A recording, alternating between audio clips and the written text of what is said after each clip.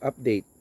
So nakapag ano na sila na CHB wall sa ating mga fence. Yan.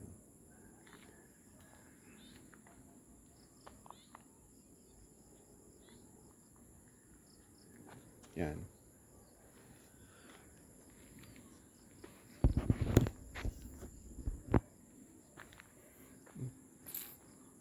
CHB wall. So ang ano nito sa ilalim is wall footing, then sa ibabaw is tie beam.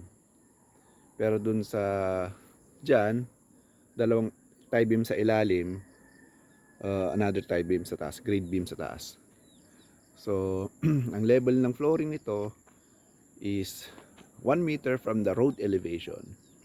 So yung road elevation, mag-add ka pa ng additional 1 meter.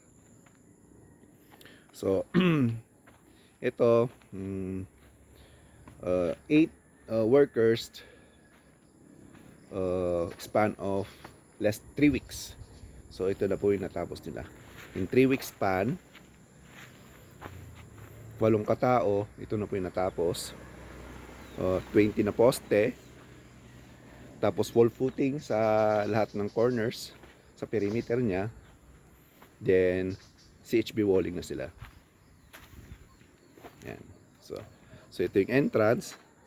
So kung nandito ka sa labas,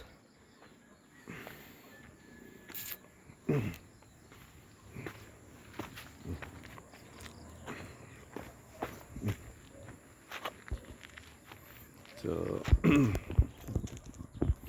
ito yung may door tayo dito. Ito yung living area. Then dito sa side na to, ito yung 2 carport. Mula dun sa poste na yun. Ito. Yan. Yan. Mula dyan hanggang dyan, which is 5.4, kasya ang dalawang SUV.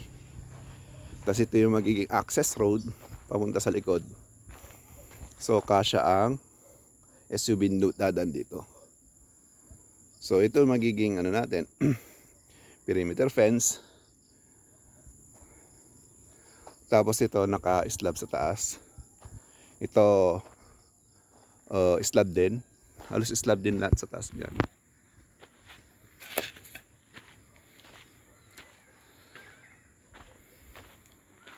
Yan.